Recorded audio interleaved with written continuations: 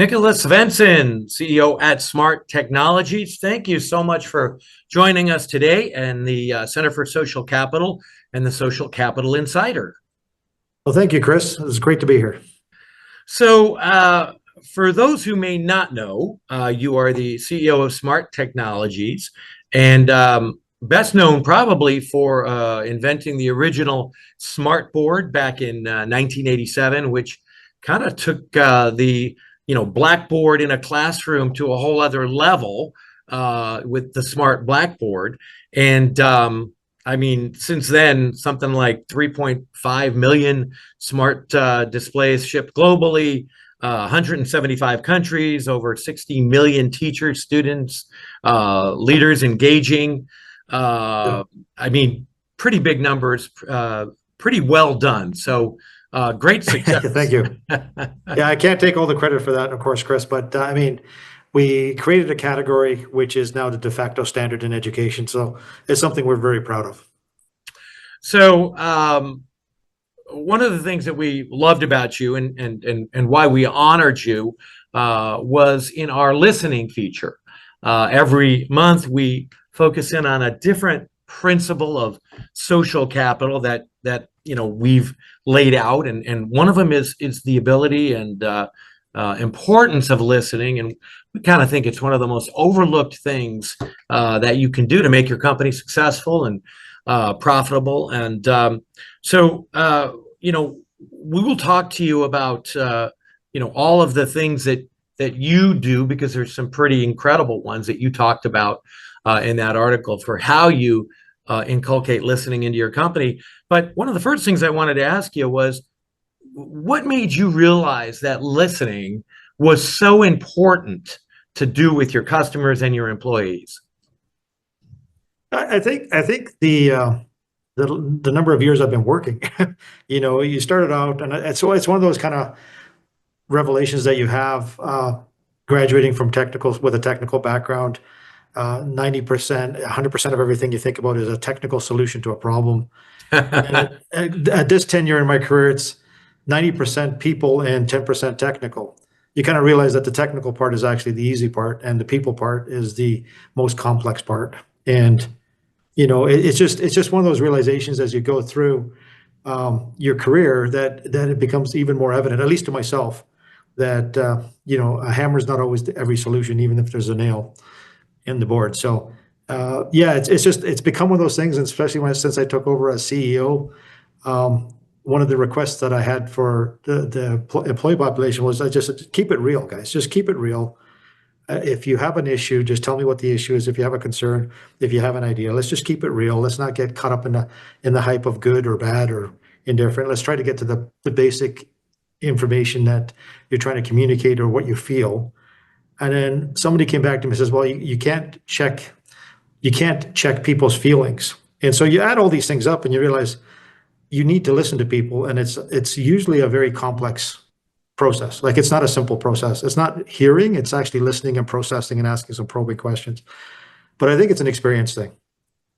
I love that you said that from that perspective of a technical person, because obviously, maybe they don't teach that in school. And that's one of the things that we talk about a lot is, people go and get these advanced degrees and then they get out and they don't know some of the most basic elements of how to manage people.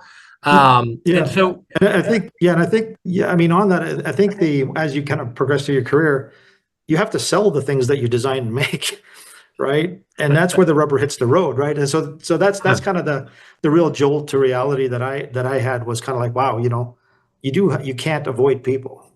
In fact, people are the whole essence of what you're doing.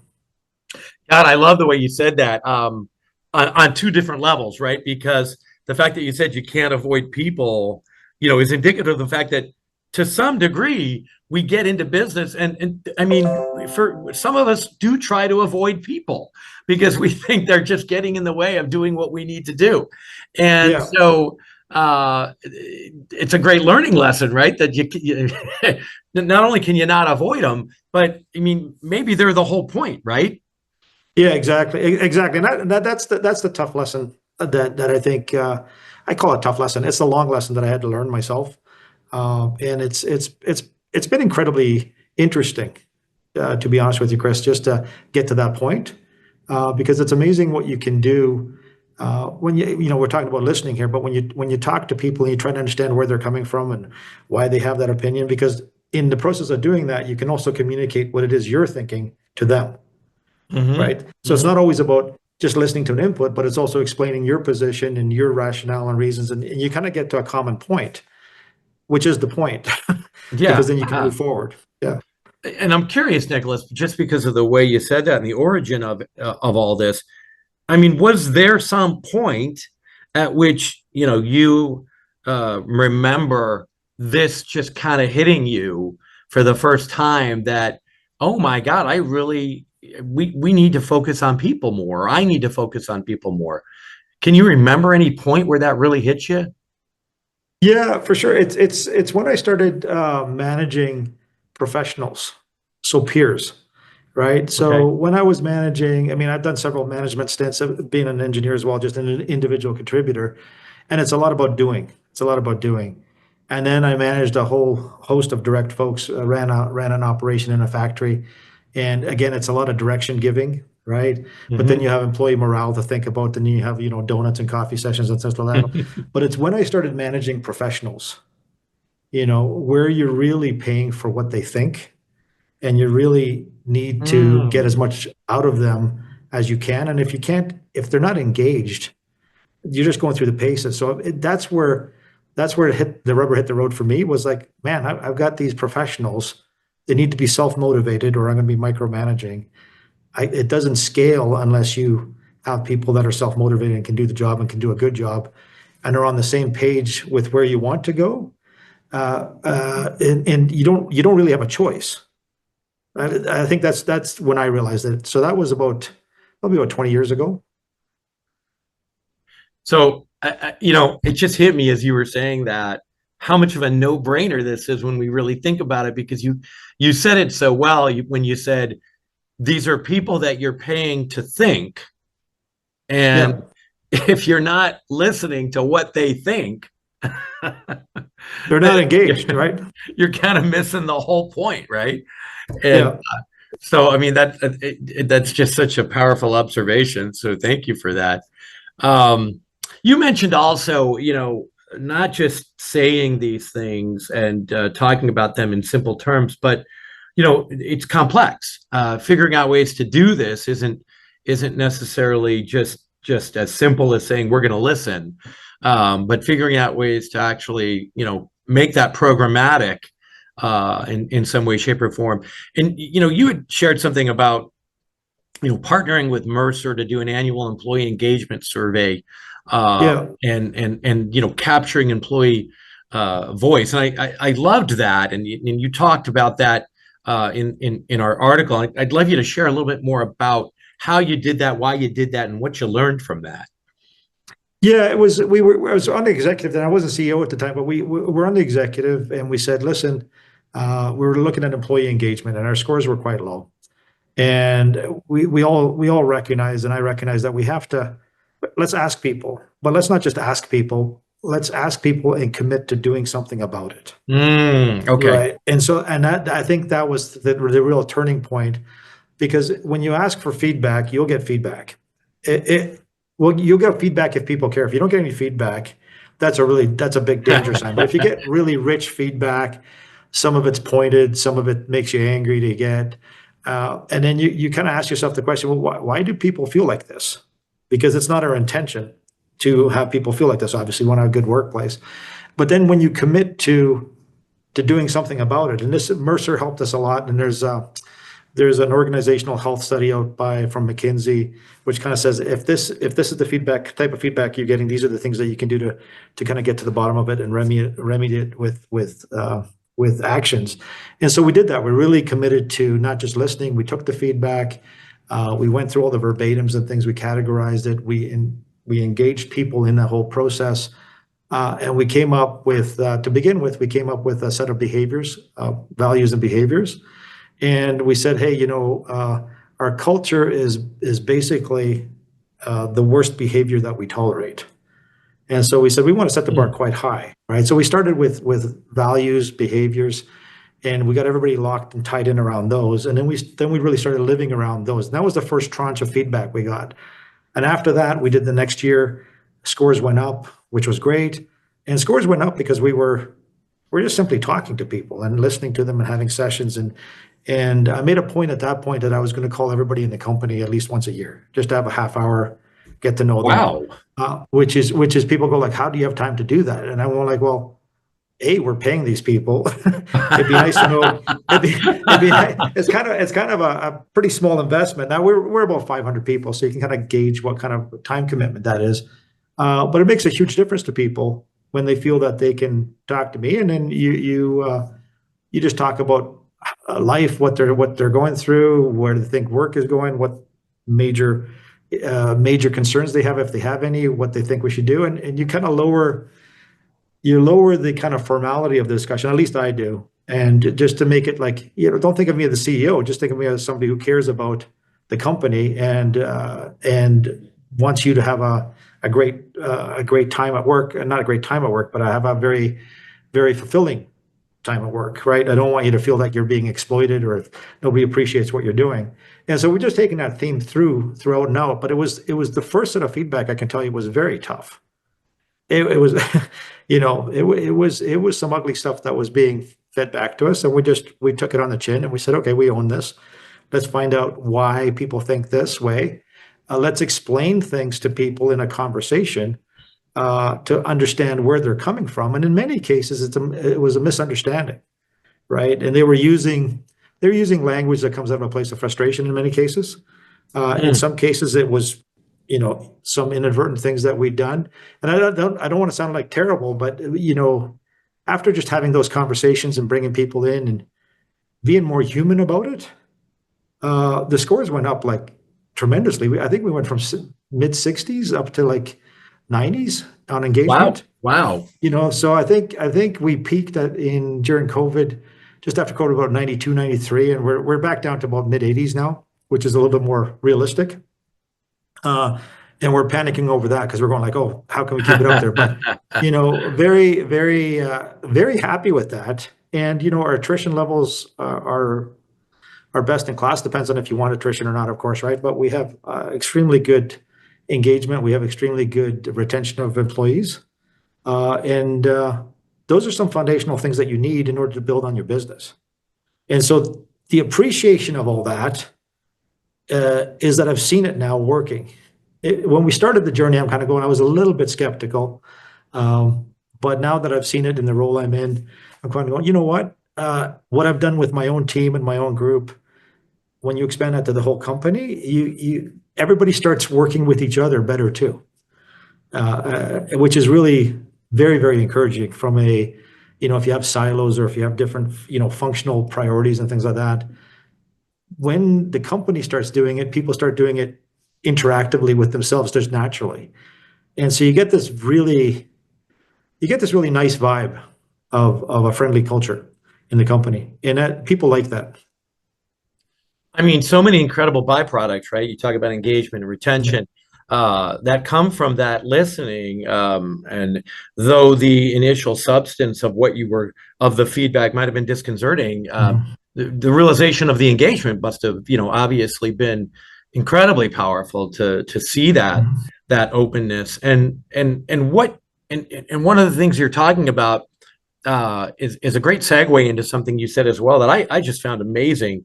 Some of what you got back, feedback showed that people wanted even more of a chance to make a difference in the organization. And you were talking about this idea of employee-led organizational health teams. And I found that just mind-blowing. That, I mean, it's so consistent with our people-centric idea that people want to help, people. But that one blew me away. That must have been incredibly positive for you to hear that people wanted to be engaged like that and helping like that. Yeah, well, I mean, it is, right? Because you're the captain of the team, and it's really encouraging when people want to help make the team better.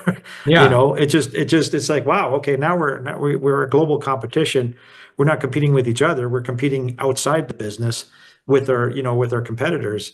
But just people are willing to spend time, energy, emotional energy too, right? Because it does take some emotional energy to kind of deal with these kind of some of the issues that came up.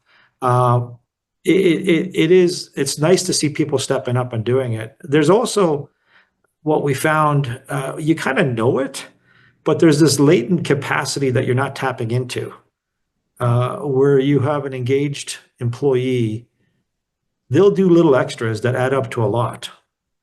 There's a saying that nature integrates, it doesn't differentiate. So it's like small changes over a period of time may have a bigger impact than single big changes. And that's kind of what you see when you kind of grow your culture.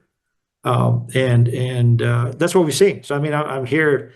We're 6, 7 years into this journey. Take it very seriously, and I find it's bi-directional. By listening, you're talking, you're communicating. You can get people to your page. They can get you close to their page. Typically, nobody's 100% right, even though I feel I should be sometimes. Uh, you know, but yeah, it's just that it's worked out really well for us. Really happy with it. So this has been a big part of your leadership, obviously, the people-centric approach. And I love even on your website, the tagline is, connections that matter.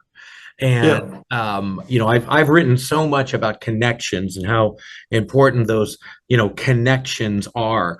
How do you see that when you talk about connections that matter? Obviously, you've talked a little bit about the people in your company and whatnot, but how does that expand out to your customer base and what you do? Yeah, it's if you think about our customers, the majority of our customers are in education, and so we sell technology into classrooms. And one of the things we have to keep in mind is a piece of technology is useless unless it's being adopted and used. Mm. And so, our real passion is, and our purpose is to create the moments in the classroom where somebody learns something. And we help the teacher do that by getting rid of a lot of minutia and administrivia and helping them have those moments with the students. And if you say, okay, if that's the primary purpose of the company or mission, then if a customer's having a problem or something's not quite working, we should make it our goal to help them solve it, whether it's caused by us or whether it's something else. We have a much better technical grasp of all the interoperability of all the different technology in the classroom than a teacher could possibly ever have. And so for me, it's really around helping customers achieve the objective that they set out to achieve when they bought your product. And we sell a certain portion of the ecosystem into the classroom, but we'll work with our customers to make sure that they get the overall experience that they wanted. And I have a tagline with our service team that a service ticket or a service call ends only in two ways. Either with a thank you or a restraining order, telling us that we don't need your help anymore, right? Right. So just to kind of get the mindset, right? Because sometimes when people call in, yeah, like the last thing I want to have people do is you call smart and we say, oh yeah, do this, do that, do this. Oh yeah, that's not our problem. You call somebody else, right? Like, so really make a connection with the customer, help the customer connect with, say it's a problem with a different company's gear.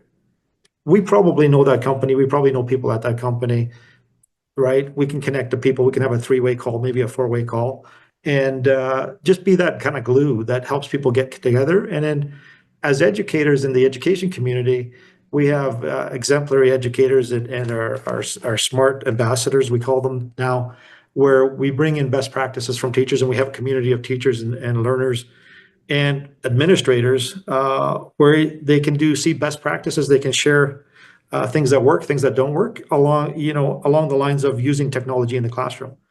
And so that's when I look at connections that matter is don't just care about the sale, but care about the outcome that the customer wants.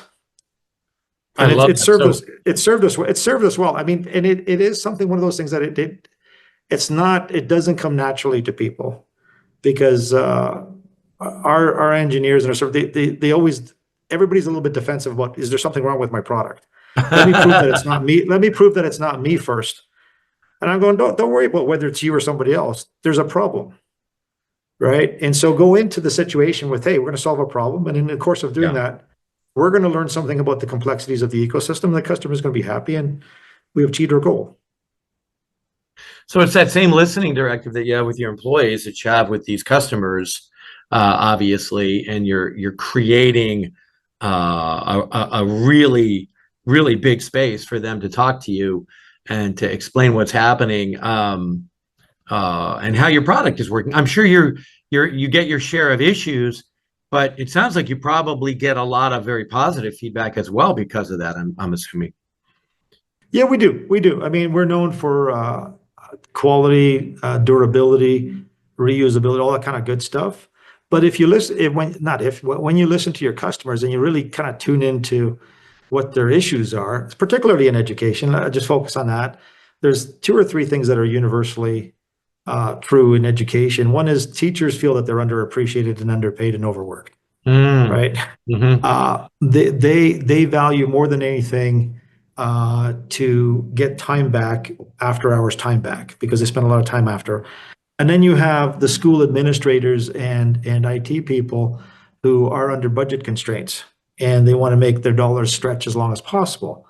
And so if you just talk to them folks and you create solutions and scenarios where they can achieve those things, you're gold. You're gold. Like Yeah. so, Yeah. and this is why artificial intelligence right now is so popular in education, because teachers are saying, boy, this saves me half an hour a day.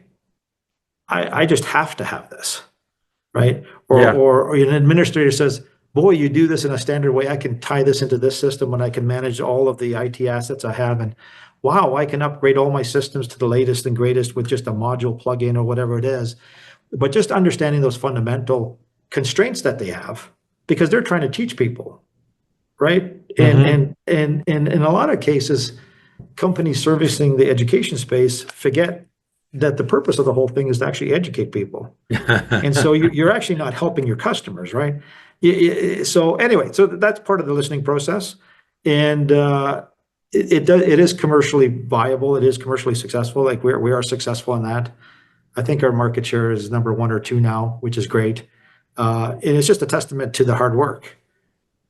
Yeah, and it also taps into this other concept that we talk a lot about, which is that capitalism actually, when done right with these people-centric principles, can, if not solve, certainly help or alleviate a lot of the social problems and social challenges that we often think, oh, we need a nonprofit to do that.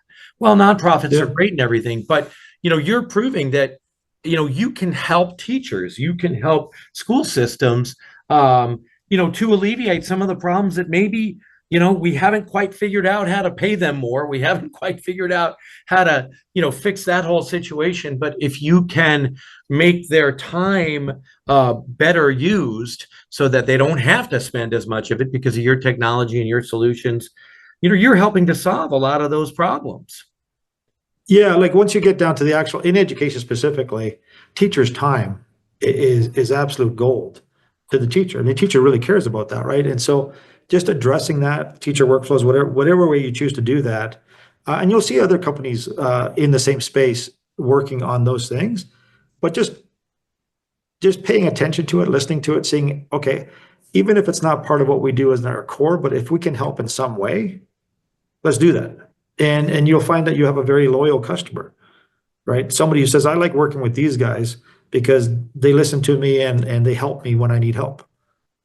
And it's not, everybody's afraid of getting, 10 million phone calls. It doesn't really work like that, Hmm. right? Only the people that care call you.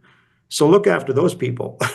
Yeah. And in the process of looking after those people, the other people get looked after because there's probably things that aren't quite as good as they should be. It's my dad was a amazing salesman for 40 years, and every time I used to ask him what he did, he would say, I help people. And Yeah. I think that's the bottom line of any company. That's what you need to do. And you obviously figured out how to do it well, and you're achieving great success because of it. One of the things I always like to ask at the end of our interviews is, what advice would you have for, maybe some of those CEOs who are back where you were before you figured this all out, for why and how they need to maybe just bite the bullet and accept the fact that they got to do business this way. How can they get over that learning curve maybe quicker? Yeah, I mean, what's really helped for me is, working in education technology, because you're working with teachers and you're just working with everyday people. Those are the end users of your product. You get an empathy for that whole situation, and kind of going, okay, this affects me and my children and everybody else.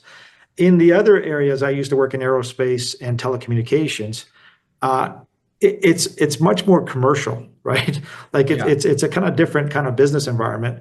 But listening to the employees, especially the professional, not especially, but particularly being specific about listening to your professional staff, and getting them to really contribute their full IQ and being fully engaged in your operation is going to yield productivity gains like you've never seen before. And you just have to have the patience for it, and you just have to have a tough skin to get the feedback, and then say, well, why does that person feel that way? Like, don't try to fact check somebody's feelings. Try to understand why they feel that way. And sometimes it's just a two-way conversation over a cup of coffee that can kind of close the gap. And maybe there is a valid difference, and maybe we are doing A and they want to do B, and you have to say that's just the way it is. But in many cases, I think professionals sometimes just feel ignored, and not they don't feel like they can contribute as much as they should. And there's a latent capacity there, like somebody who's switched on and engaged. Man, they're not just mailing it in.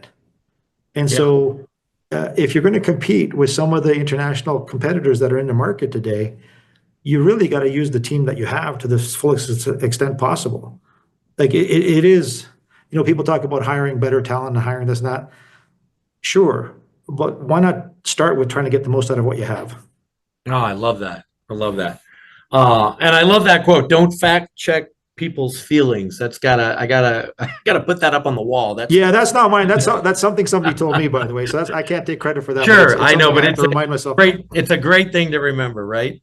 Yeah, Well, hey, Nicholas, thank you so much. I mean, so many nuggets of wisdom here, that we really appreciate for how you do what you do and why you do what you do, and the success that cannot be argued with that comes from that. For all the right reasons. So yeah. go ahead. There's only one thing. It's not all smooth sailing, but I mean, businesses go up and down, and you have cycles like everybody else. But if what I found is, if you have this foundation, at least it's one thing you don't have to worry about when things are tough, and it's something you can count on when things are going well. So Mm. it doesn't guarantee 100% smooth sailing, but it's one of those foundational aspects that just makes it a little less chaotic. I love that. I love that. Well, hey, Nicholas, thank you so much Yeah, for everything and for everything you shared and for doing yeah. what you do. What's your website so people can go and learn more about your company? Smarttech.com. Smarttech.com. Yeah, SMARTTECH.com. Wonderful. And again, thank you so much. We will have to have you back again, and Thank you, Chris. we will look forward to it very much. So take care, and we'll talk to you soon. All right, you as well. Thank Bye you. bye. Bye.